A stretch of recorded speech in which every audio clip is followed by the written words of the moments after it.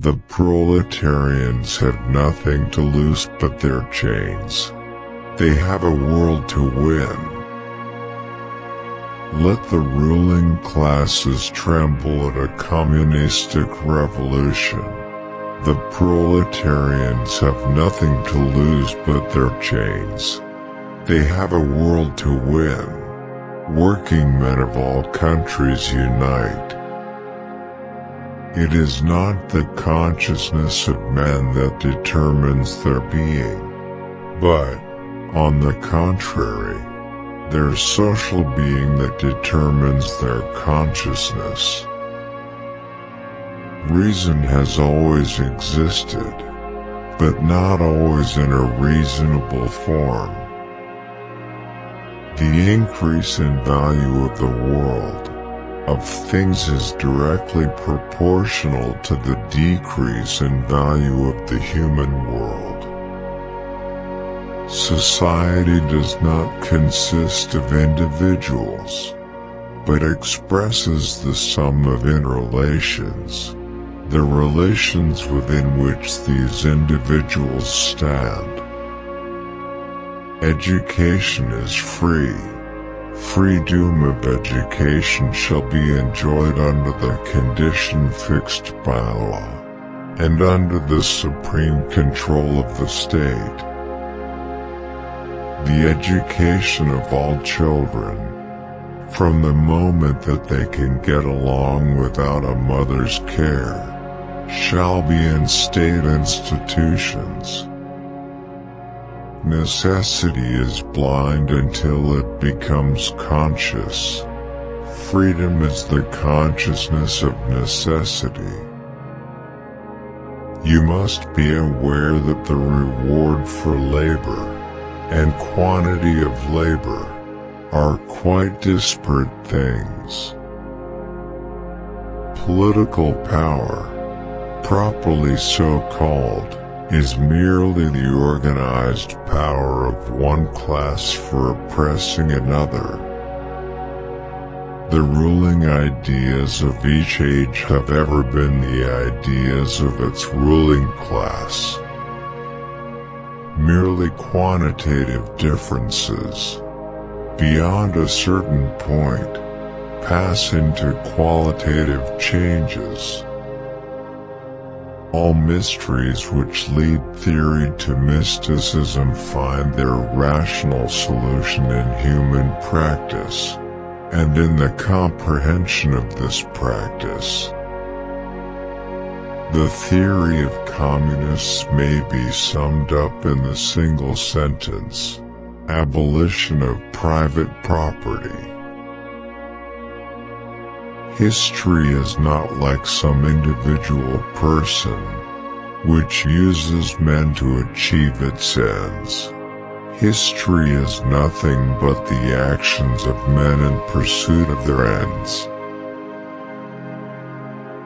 Nobody, not even a musician of the future, can live upon future products. The new era differs from the old chiefly in that the lash begins to imagine its self-possessive genius. Every emancipation is a restoration of the human world and of human relationships to man himself. The alienation of man thus appeared as the fundamental evil of capitalist society. Capital is dead labor, which, vampire-like, lives only by sucking living labor, and lives the more labor it sucks. The production of too many useful things results in too many useless people. Every one of our relationships with nature and man must be a definite expression of our real, individual life. The alienation of man thus appeared as the fundamental evil of capitalist society. Men make their own history, but they do not make it as they please. If anything is certain, it is that I myself am not a Marxist. In a letter about the peculiar Marxism which arose in France 1882, I am a machine condemned to devour books. I am nothing but I must be everything. Man makes his own history, but he does not make it out of the whole cloth.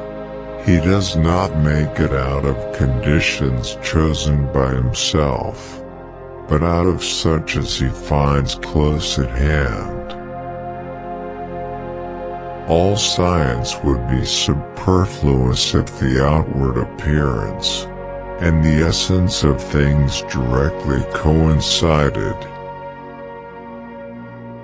The true law of economics is chance, and we learn people arbitrarily seize on a few moments and establish them as laws. Every opinion based on scientific criticism I welcome. There is no royal road to science, and only those who do not dread the fatiguing climb of its steep paths have a chance of gaining its luminous summits. Then the world will be for the common people, and the sounds of happiness will reach the deepest springs. Ah, come, people of every land, how can you not be roused?